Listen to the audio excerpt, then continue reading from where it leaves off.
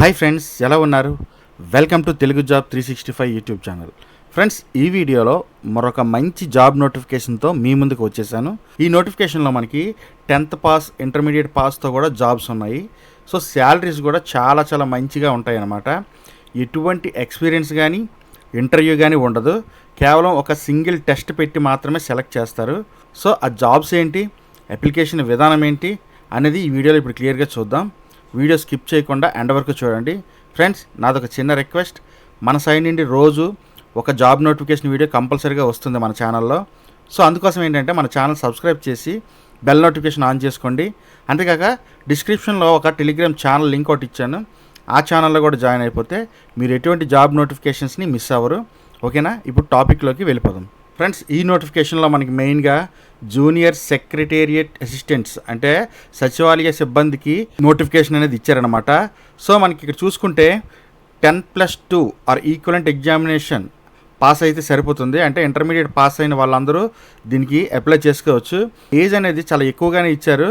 మనకి 18 ఇయర్స్ నుండి 35 ఇయర్స్ మధ్యలో ఉండేవారు ఎవరైనా అప్లై చేసుకోవచ్చు. ఇప్పుడు వేకెన్సీస్ విషయానికి వస్తే మనకి ఇక్కడ టోటల్గా 4 వేకెన్సీస్ అనేవి ఉన్నాయన్నమాట. ఎస్సీ క్యాండిడేట్స్కి 1, ఎస్టీ క్యాండిడేట్స్కి 1, ఓబీసీ క్యాండిడేట్స్కి 2. శాలరీ విషయానికి వస్తే మనకి లెవెల్ 2 పే స్కేల్ అనేది ఉంటుంది. సో మనకి 19,000 నుండి 63,000 అంటే యావరేజ్గా ఒక 35,000 వరకు బేసిక్ శాలరీ అనేది వచ్చే అవకాశం ఉంటుంది, అన్ని అలవెన్సెస్తో కలుపుకొని.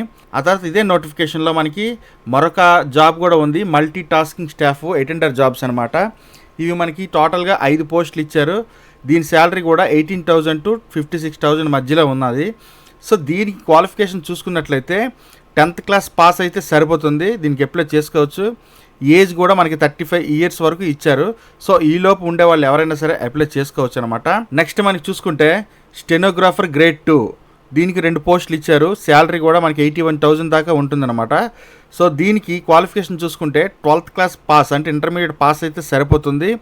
ఇంకా దీనికి ఎడిషనల్గా మనకి స్కిల్స్ అనేవి కావాలన్నమాట. ఎందుకంటే ఇది కంప్యూటర్ పైన వర్క్ ఉంటుంది కాబట్టి మనకి స్టెనోగ్రఫీలోని మనకి ఎక్స్పీరియన్స్ అనేది ఉండాలి. మనకి డిక్టేషన్లో 10 minutes, తర్వాత ట్రాన్స్క్రిప్షన్లో 65 minutes టెస్ట్ అనేది కండక్ట్ చేస్తారు. సో ఈ టెస్ట్లో పాస్ అయితేనే కనుక మనకి జాబ్ వచ్చే అవకాశం ఉంటుంది. ఇందాక చెప్పిన 2 పోస్టులకి అయితే స్కిల్ టెస్ట్ ఏమీ ఉండదు, డైరెక్ట్గా రిక్రూట్మెంట్ చేస్తారు. సో ఇప్పుడు రిటర్న్ టెస్ట్ గురించి తెలుసుకుందాం. ఫ్రెండ్స్, మనకి జూనియర్ అసిస్టెంట్, సెక్రటరీ అసిస్టెంట్ కోసం ఒక రిటర్న్ టెస్ట్ అనేది కండక్ట్ చేస్తారనమాట. టోటల్గా మనకి 100 మార్క్స్కి ఎగ్జామినేషన్ అనేది ఉంటుంది. 2 hours డ్యూరేషన్ ఇస్తారు. 40 మార్క్స్ అనేవి పాస్ మార్క్స్ అనమాట. సో ఇలా ఈ ఎగ్జామినేషన్ అనేది మనం పాస్ అయినట్లయితే మనల్ని సెలెక్ట్ చేసే అవకాశం ఉంటుంది. సో మన క్వశ్చన్స్ విషయానికి వస్తే general knowledge, current affairs and national international లెవెల్లోని 20 మార్క్స్ అంటే 20% మార్క్స్ ఇస్తారు. తర్వాత mental ability, reasoning and mathematical skills పైన 35 మార్క్స్, కంప్యూటర్ అవేర్నెస్ పైన 20% మార్క్స్, ఇంకా ఇంగ్లీష్, హిందీ లాంగ్వేజ్ ప్రొఫిషియన్సీలోని 25 మార్క్స్కి ఎగ్జామినేషన్ అనేది కండక్ట్ చేస్తారు. ఆ తర్వాత ఈ ఎగ్జామినేషన్ అనేది మనకి హిందీ లేదా ఇంగ్లీష్ లాంగ్వేజ్లో మాత్రమే కండక్ట్ చేస్తారు. సో ఇదొకటి గుర్తుపెట్టుకోండి. సో వన్స్ ఎగ్జామినేషన్ కంప్లీట్ అయిన తర్వాత కొన్ని పోస్టులకి మాత్రం డొమైన్ స్కిల్ టెస్ట్ అంటే మనకి స్టెనోగ్రఫీ, మల్టీ టాస్కింగ్ స్టాఫ్ ఇవి ఉన్నాయి కదా, వాటిల్లోని మనకి స్కిల్ టెస్ట్ అనేది కండక్ట్ చేస్తారనమాట. సో ఈ స్కిల్ టెస్ట్లోని మనకి డిక్టేషన్, ట్రాన్స్క్రిప్షన్ లాంటివి ఎగ్జామినేషన్స్ ఉంటాయన్నమాట. సో ఈ స్కిల్ టెస్ట్లో పాస్ అయితే మనకి జాబ్ ఇచ్చే అవకాశం ఉంటుంది.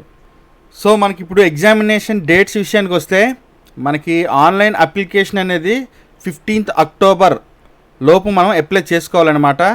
సో ఈలోపు అప్లికేషన్స్ అన్నీ సబ్మిట్ చేయాలి. ఇది అఫీషియల్ వెబ్సైట్ అనమాట. ఈ వెబ్సైట్లో మనం రిజిస్ట్రేషన్ చేసుకొని మన ఆన్లైన్ అప్లికేషన్ ఫిల్ చేసుకోవాలి.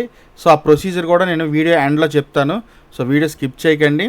తర్వాత అప్లికేషన్ ఫీజు విషయానికి వస్తే మనకి నాన్ రిఫండబుల్ 750 రూపీస్ అనేది ఆల్ క్యాండిడేట్స్కి ఉంటుందన్నమాట. కానీ ఎస్సీ, ఎస్టీ అండ్ ఉమెన్ క్యాండిడేట్స్కి అయితే 500 రూపీస్ మాత్రమే ఉంది.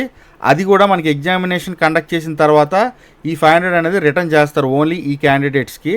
నెక్స్ట్ ఏజ్ విషయానికి వస్తే ఇందాక చెప్పాను కదా, మనకి మ్యాక్సిమం 35 ఇయర్స్ లోపు ఉండే వాళ్ళు అప్లై చేసుకోవచ్చు అని. మనకి జనరల్ కేటగిరీలో అప్లై చేసుకునే వాళ్ళకి ఏజ్ రిలాక్సేషన్ అనేది వర్తించదు అనమాట. సో ఇప్పుడు రిజిస్ట్రేషన్ ప్రాసెస్ గురించి తెలుసుకుందాం ఫ్రెండ్స్. ఈ వెబ్సైట్లోకి మనం డైరెక్ట్గా లాగిన్ అవ్వాలి. సో లాగిన్ అవ్వాలంటే దానికన్నా ముందు ఇక్కడ రిజిస్ట్రేషన్ అనేది చేసుకోవాలన్నమాట. సో ఈ లింక్ నేను డిస్క్రిప్షన్లో ప్రొవైడ్ చేయడం జరిగింది. సో ఆ లింక్ ద్వారా మీరు వెబ్సైట్కి డైరెక్ట్గా రావచ్చు. ఓకేనా. ఇక్కడ వచ్చిన తర్వాత మనం న్యూ రిజిస్ట్రేషన్ పైన క్లిక్ చేసినట్లయితే మనకి ఇక్కడ ఒక ఫామ్ అనేది ఓపెన్ అవుతుంది. సో ఇందులో మనకి multitasking staff, junior secretary, assistant ఇలా పోస్టులన్నీ ఉన్నాయి. సో మనం జూనియర్ అసిస్టెంట్ సెలెక్ట్ చేసుకుందాం. సో తర్వాత ఇక్కడ name, father's name, mother's name, date of birth, mobile number ఇలా అన్ని ఫామ్ ఫిల్ చేసి మనం రిజిస్టర్ చేసుకున్నట్లయితే మనకు ఒక లాగిన్ ఐడి అనేది వస్తుందన్నమాట. సో ఈ లాగిన్ ఐడి తోటి మనం వెబ్సైట్లోకి డైరెక్ట్గా లాగిన్ అవ్వచ్చు. సో వన్స్ లాగిన్ అయిన తర్వాత మీరు అక్కడ అడిగినటువంటి అన్ని డీటెయిల్స్, డాక్యుమెంట్స్ సబ్మిట్ చేసి మీ యొక్క అప్లికేషన్ ఫామ్ని ఫిల్ చేయాలి. సో కంప్లీట్ చేయాలన్నమాట. సో ఈ విధంగా మనకి అప్లికేషన్ ఫామ్ అనేది ఫిల్ అయినట్టు అవుతుంది, రిజిస్ట్రేషన్ అవుతుంది. ఓకేనా ఫ్రెండ్స్, చూసారు కదా. ఈ వీడియో మీకు నచ్చినట్టయితే కమెంట్ చేయండి, షేర్ చేయండి, లైక్ చేయండి, సబ్స్క్రైబ్ చేయడం మాత్రం మర్చిపోవద్దు. Thanks for watching.